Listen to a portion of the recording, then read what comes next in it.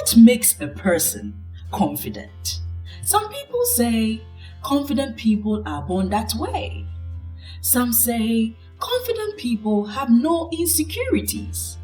But do you know that confident people are not confident all the time? Every human being has a weakness in something. It can be fear of heights, fear of being alone, fear of change, or having trouble saying no. The people you think are confident have weaknesses just as you do. However, how confident people choose to handle their weaknesses is what makes them confident. In this video, I will talk about the causes of low self-confidence and what to do to become confident in yourself.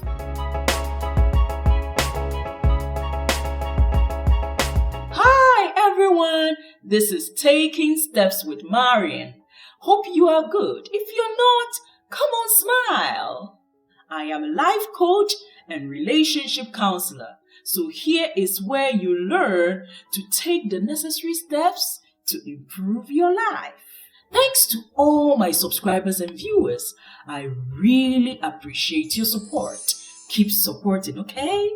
Are you a people pleaser? I used to be one. Are you having a hard time loving how you look? Do you feel unworthy sometimes? Do you allow people's opinions to affect you? Do you worry too much about what you have and don't have? All these things I mentioned can lead to low self-confidence. However, are there reasons why we feel and do these things? The environment we grow up in contributes to who we become. Having low self-confidence can start at a very young age. If a child's parents lack confidence in themselves, the child can pick that up. If parents compare one child to the other or compare their children to others, that child can lose confidence in him or herself. If you grow up or live in a society where people have the tendency of telling you what to do, how to act, how to look, or what course to study without giving you the chance to think things through and to be what you want to be, it can lower your self-esteem and confidence. There are 6 important things that cause low self-confidence. The first thing is fear. Fear is a feeling that something will be painful, dangerous, or harmful for us. It can be a physical fear or an emotional fear. And with every fear, there are emotional thoughts that go on in one's mind. Fear is a normal feeling that everyone has because fear is a survival instinct meant to protect us from danger, pain, or harm. However, fear becomes a problem when you think about it longer than is necessary. When you continue to think about your fears, it can feel more dangerous than it actually is. For example, if someone worries about what people think about him or her longer than is necessary, then it's more likely for these fears to consume them. Danger to me might be fear of heights. Danger to you might be fear of being in a confined place. Someone else's danger might be fear of rejection or fear of being dismissed by others. Let's say you have a fear of heights. Standing on a rooftop scares you. And then you see someone walking on a rope tied between 2 mountains. You might think this person is fearless. But that same person who walks on the tied rope between 2 mountains might be afraid of speaking in the presence of a group of people. My kind of fear is physical, but it has an emotional effect on me. I am afraid of heights, so when I drive uphill, I talk to myself. It's been a constant struggle, but as I keep practicing, I'm getting better at it. Confident people say to themselves, I feel nervous, but I have to do what I have to do. But what people don't see is the nervousness because they don't show it. Some do it unconsciously, without knowing, because somehow they developed it. And some do it because they've practiced to become confident. We all fear when we feel that something is dangerous or harmful to us. That person you think is confident is only able to do it not because they are different from you, but because they say things to themselves that motivate them to do what they are afraid of. Practice makes perfect. In anything we do in life, the more we practice, the better we become at it. You can learn to be confident too. The next thing that leads to low self-confidence is being overly self-conscious. Being self-conscious in itself is very important to some extent because it helps you know who you are and what you want to do for yourself. However, being too self-conscious can lower your self-esteem and confidence. An overly self-conscious person is someone who is always thinking or imagining or worrying themselves about how other people will see them or think about them. A few years back, a friend of mine invited me to her housewarming party. A friend of hers was talking about life after divorce and how difficult it is to find an empathetic man.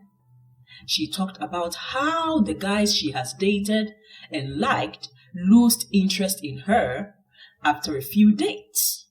She will call them and text them after a few dates but gets no response from them. She said something that struck me. Her words were, she tells the men she dates she knows she is not beautiful, she is short, but she wears heels to make up for it. She has mild depression, so she gets angry when certain things are not done properly. I remember telling her privately, do you realize you are too self-conscious and you are devaluing yourself in the presence of the men you date, and that can be the reason they give up on you? She said, I have not thought about it like that. My ex-husband kept telling me I am ugly, I'm too short, and I think I accepted what he kept telling me. This lady was blocking her chance of happiness by being too self-conscious. She allowed what someone else thought about her to define her. Don't body shame yourself or allow anyone to body shame you. We all have flaws. Our flaws are part of our beauty as humans.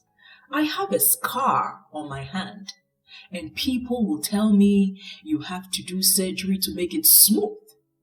But my scars are the pieces of me. If I want to remove it, that will be my choice. But I will not be pressured to remove something that reminds me of who I am. Overly self-consciousness comes from a feeling of insecurity. So if you are an overly self-conscious person, it is time to ask yourself these questions. What are the things in my life that make me feel insecure? Am I around a person or people who are telling me negative things about me? Why do I feel people are judging me? And even if they do, why does it bother me? Another thing that leads to low self-confidence is feeling less than other people. Feeling less than other people means feeling intimidated by people of higher status or people you think are doing better than you. When you walk in a room, whether it's a group you belong to, or a job, or in relationships, whatever you are contributing to the cause is valuable just like the others.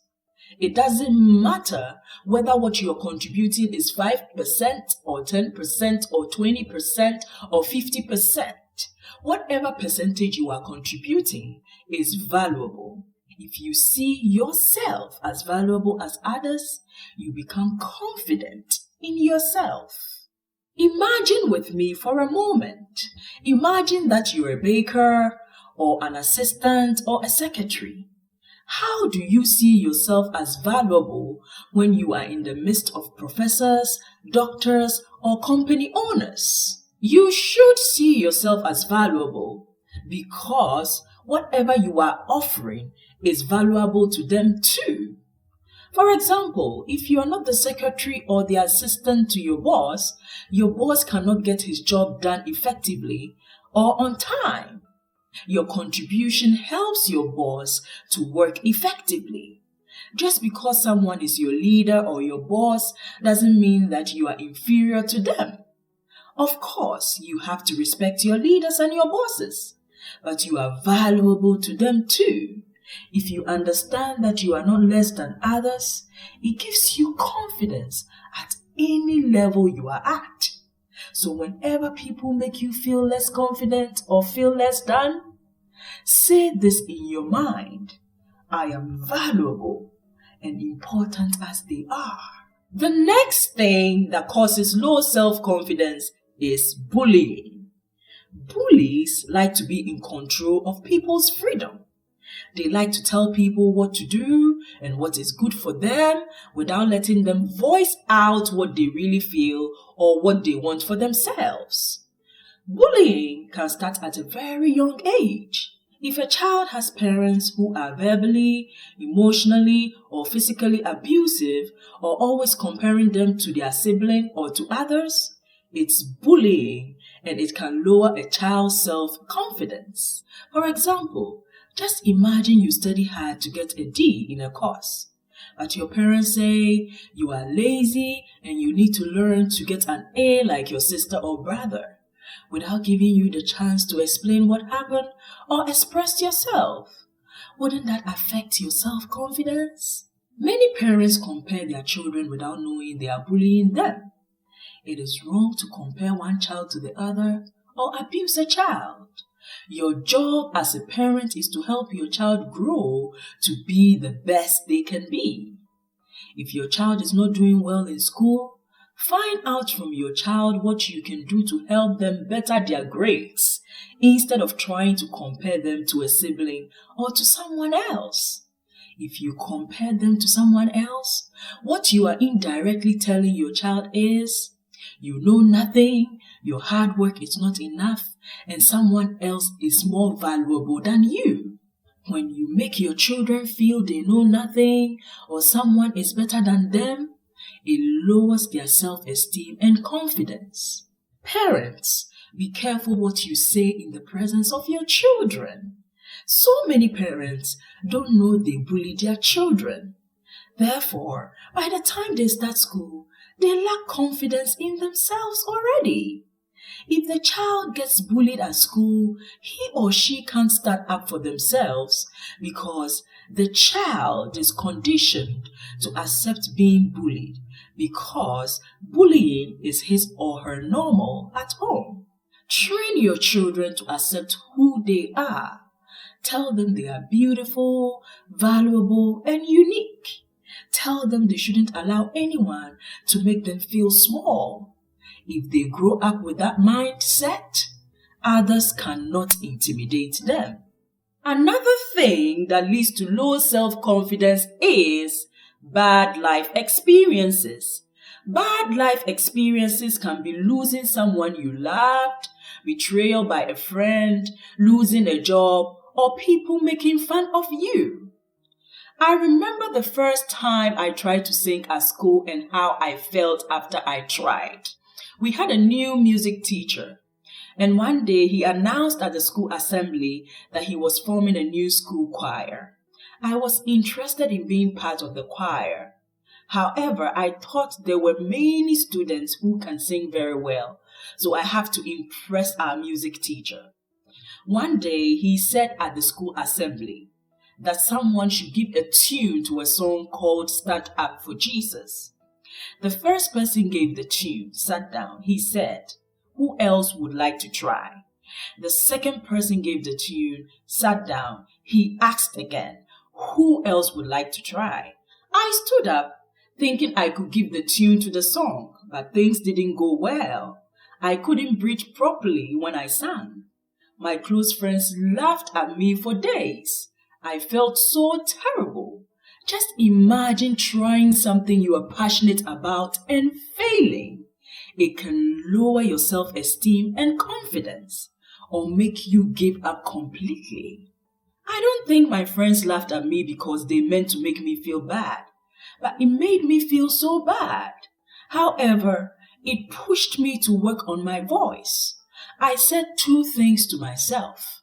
1, train myself to be better at singing, or 2, accept that I can't sing and give up. I don't know why I thought about these 2 choices, but I did. Maybe because they laughed at me. It pushed me to train myself to be better at singing. I lived in a coastal area, so I would go to the beach and train my voice 4 times every week. Truth is, I did the voice training to prove to my friends that I can sing. Eventually, I ended up becoming one of the best soloists in our school. I learned from this embarrassing experience that practice makes perfect. Bad experiences can make you or break you.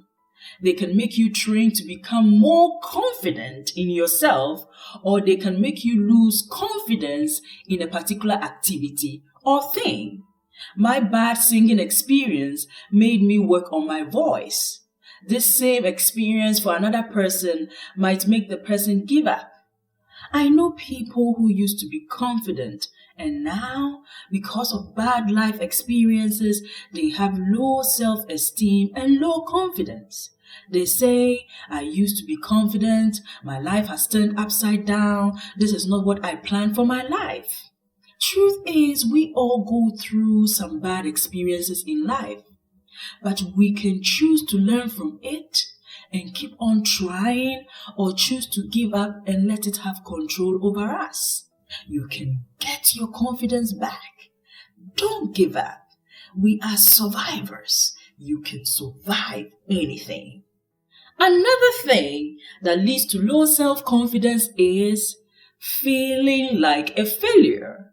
Sometimes people have low self-confidence when they feel they are failing.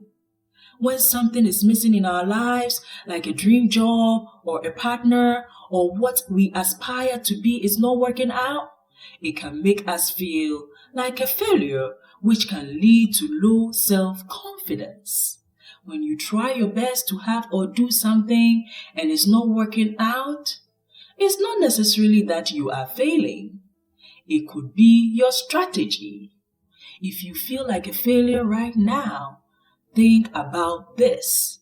What do I have to do to be happy in my life? I have a video on how to plan your life. Watch it as a guide to plan for your life. I will leave the link in the description section below this video. You can have low self-confidence when you've not fulfilled your life's dreams or purpose. You may even think you are working harder than others. Why am I not succeeding like them? Yes, you may be working harder than them, but maybe your strategy is not working, or maybe you have to seek advice or take a course to help you succeed. It's never too late. You can always restructure. Having a goal or an idea is like planting a particular seed in the soil to bear its fruits. But for a seed to bear its fruits, you have to nurture it with the right tools. If not, it will bear bad fruits or not bear fruits at all. Feeling like a failure can lower your self-confidence. Every human being has something they struggle with.